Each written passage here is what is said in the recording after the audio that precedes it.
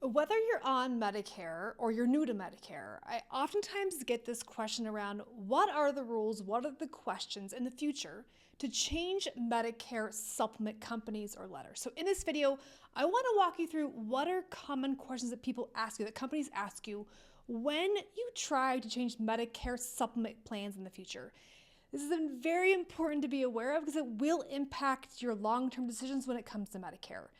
I'm Emily with the Medicare Coach. We're an independent fee-based Medicare consultant helping our clients navigate both the insurance company rules and Medicare options to help you do what's ultimately right and best for you. So let's hop into this, but down below you'll see extra resources to help you have some shortcuts when it comes to Medicare. So I'm going to back up just a bit. Medicare Part A and B are the main parts of Medicare, but because they do not cover 100% of your medical costs, most people will have a Medicare supplement plan, which helps protect you financially, okay? These Medicare supplement plans are also known as Medigap plans. When you first join Medicare, you have a window where you are guaranteed to change any supplement plan no matter what your pre-existing condition is. But you are not guaranteed to change this plan every single year. So if you don't have another qualifying event, the only way to change supplement plans, whatever you want to, is to one, be in a state that has more relaxed rules like a Connecticut or a New York, or two, answer a question, a series of questions around your pre-existing conditions so the insurance company can review you and either approve you or deny you. So I want to walk through what these health questions look like because people oftentimes want to know what are they going to ask me. So they begin asking you, are you in a wheelchair or any motorized mobility devices? Okay, that's the first one. The second one is, have you been hospitalized or confined to a bed or nursing facility or any sort of facility or physical therapy because of that? Okay, so if you've had really serious hospitalizations or lack of movement, they're going to likely deny you for that as well.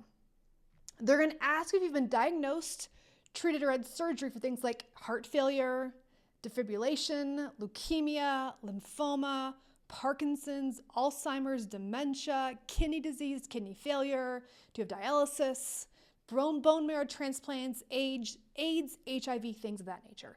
So they're going to go pretty thorough into any serious medical condition that you've had that could deny them from accepting you. They're going to ask you if you have diabetes and kind of the extent of your diabetes. They're going to ask you within the next 36 months, have you been diagnosed, treated, or had surgery for things like alcoholism or drug abuse, heart issues, cancer, melanoma, Hodgkin disease, hepatitis, or any other pancreas issues. So they're going to go pretty thorough there as well.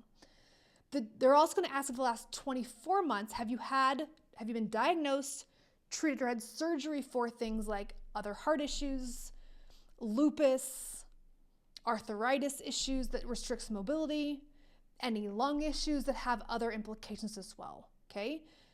They then look at your 12 months in terms of have you had any other evaluations or surgeries. This is kind of the catch-all. They look back at 12 months for kind of anything else that you've had, and then you have to explain it further.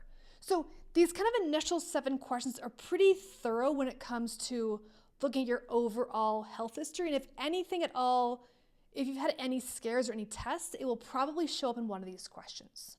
Now, the questionnaire continues, have you been diagnosed in the last 12 months or treated for heart attacks, artery blockage, or heart valve disorder?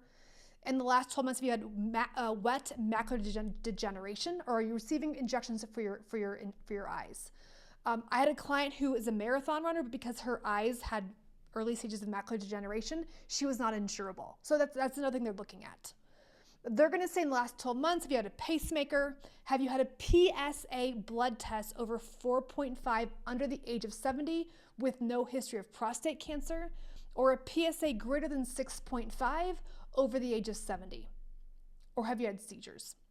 They're also going to ask about your blood pressure. Was your blood pressure 175 over 100 or higher than that? Okay. They're going to also ask you if you use tobacco. In most cases, they will deny you if you do use tobacco or if you have used tobacco.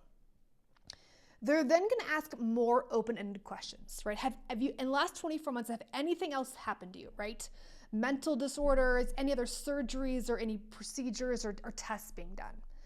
They're going to ask about hospitalizations, They'll ask you about prescribed medications and the reason for it.